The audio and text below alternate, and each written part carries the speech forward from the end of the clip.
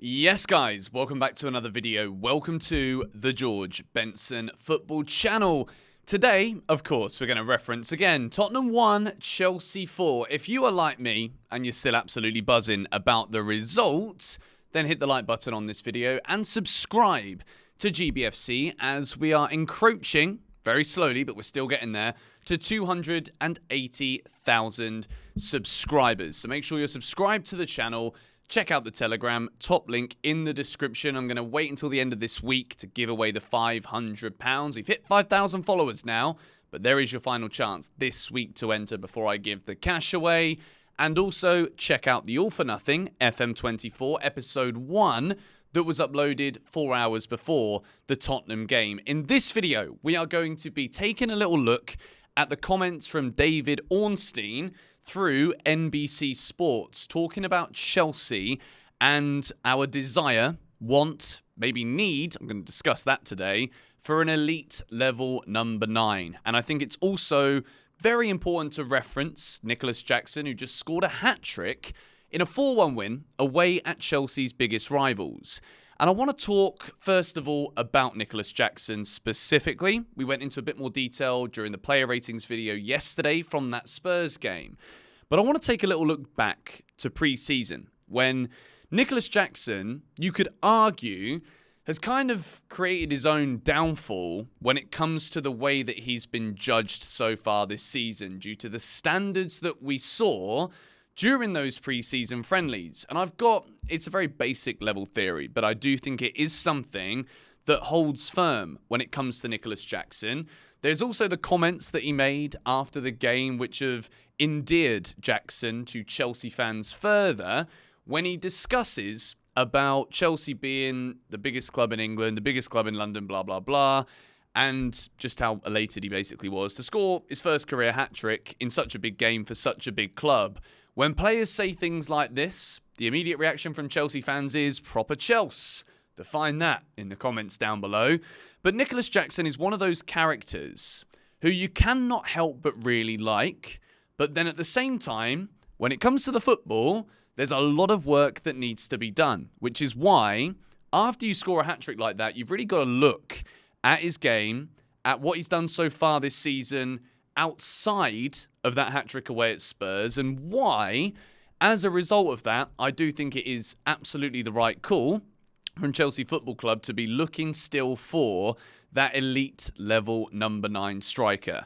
And David Ornstein, as you can see here on this tweet from CFC Pice, quoting David Ornstein, Harry Kane level forward, easier said than done. However, Harry Kane, Bayern Munich, spent a lot of money on him, looks as though he's going to win the Golden Boot in the Bundesliga, run away with the league most likely in the Bundesliga for Bayern Munich. Maybe that return to the Premier League could be sparked by Chelsea Football Club in the summer.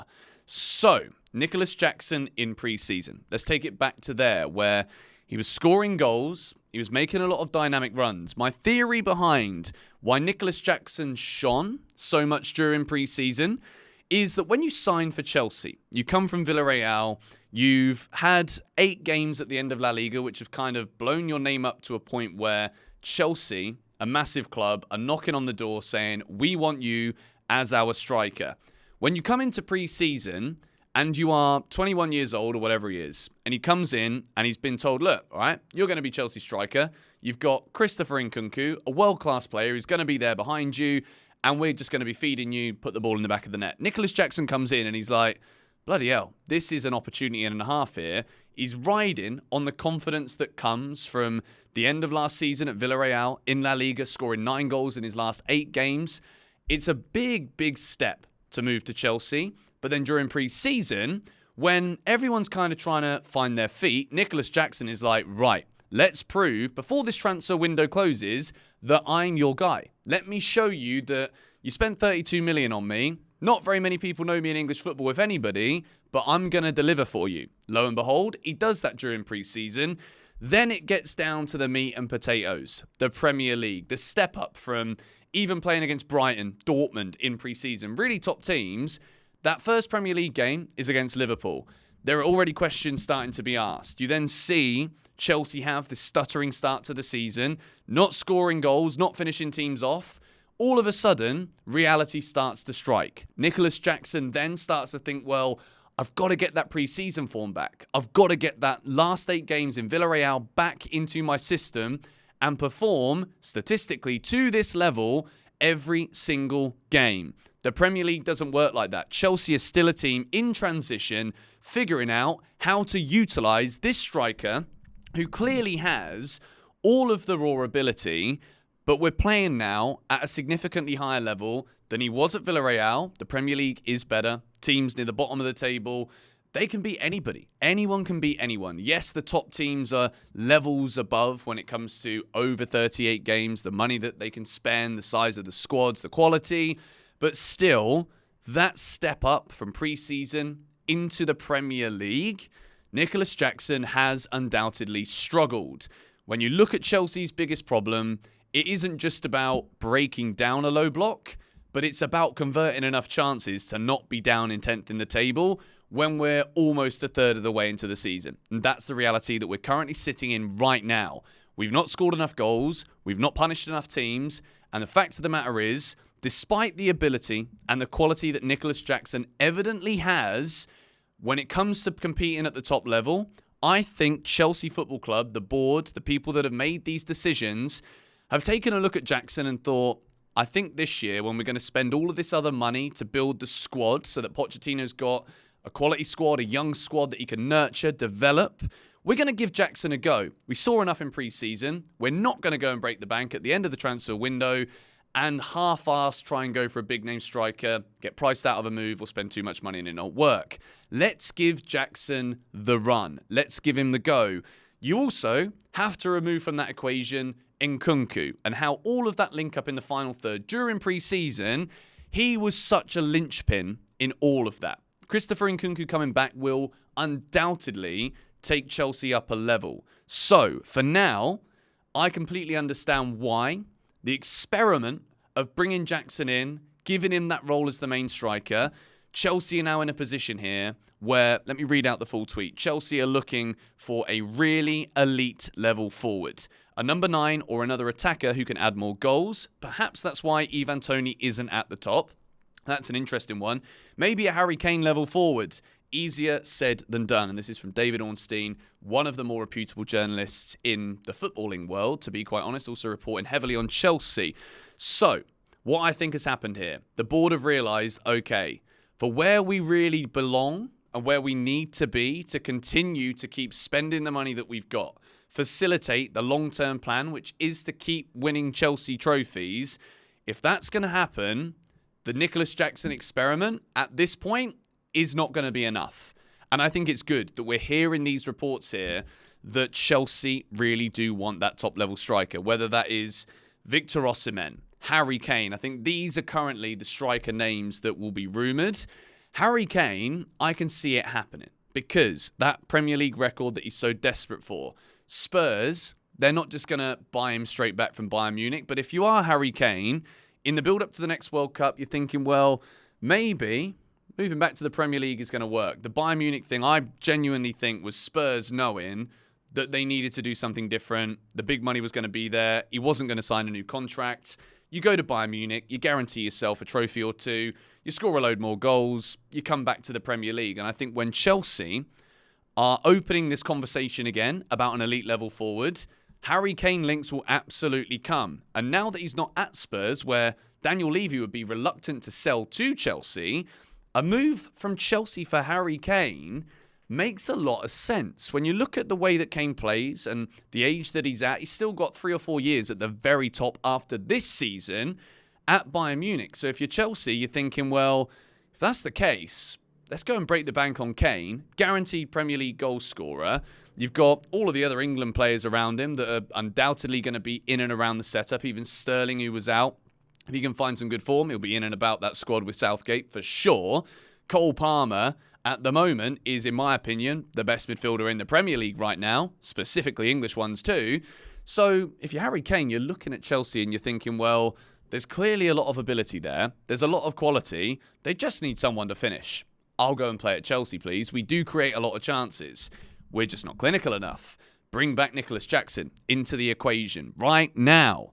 The pressure on Nicolas Jackson, for the age that he is, coming into Chelsea, is too much. To believe that this game against Spurs will give him confidence, I think is absolutely correct. You score a hat-trick away at Tottenham Hotspur, or any hat-trick in the Premier League, and as a striker, you do start to feel more confident. And maybe, just maybe, I'm not saying he is going to kick on and start bagging every week for Chelsea as a result of that hat-trick, but you wouldn't be surprised if in a game that big, of that magnitude, where he is scoring a hat-trick, and he could have had a lot more, he could have easily had 5 or maybe even 6 goals in this game, I think Nicolas Jackson will continue to develop as a result of that for this season. But overall, I still think we're going to see so many games where we're talking about Jackson not converting enough, Chelsea losing, drawing, dropping points in games that we should win. So the vision of the club and the plan of the club right now to bring in that elite level number 9, I absolutely think proves that the club are on the right page and the right path when it comes to taking Chelsea back to the very, very top. And I think overall, if we were to identify and pinpoint the issues with the early phases of this season, yes, the build-up isn't great enough as it is already to get Jackson even more positions where he can score.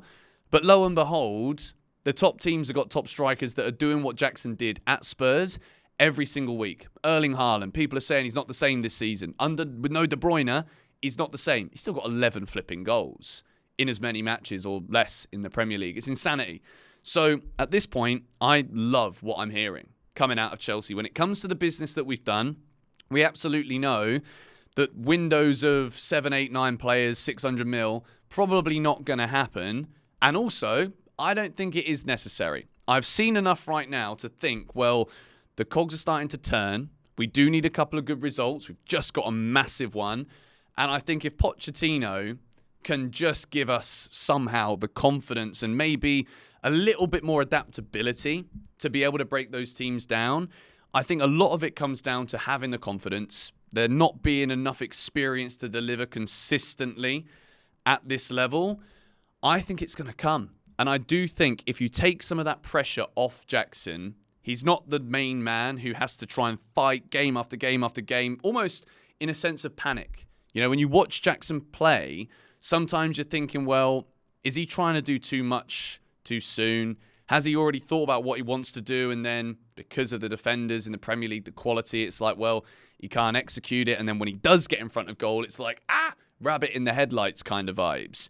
That's what I get right now. And I think if Chelsea just did have a striker who is top tier already, this team could go from strength to strength to strength. When you look at the defence, it's not bad. Goalkeeping position, not good enough. Midfield, class. And the wide players, well, they just need to get the ball in the box more. But I also think there is a bit of a worry that Jackson might not be that guy they can fully trust to even put it there in the first place. So the wheels are in motion. The cogs are turning at Chelsea. And I hope for Jackson that hat-trick really does give him the confidence to believe in his abilities. And I'd say maybe slow down a little bit. I think that is what he needs to do.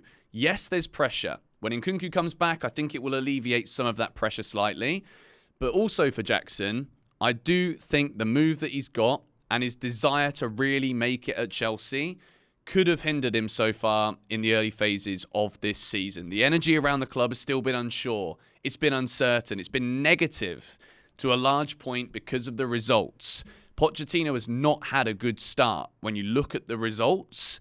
But I do think he's done more than enough at this point to show me that we can absolutely grow, develop, and get back to where we belong. And what the owners have said is where they envisage Chelsea being. So, this news about a new elite level number 9.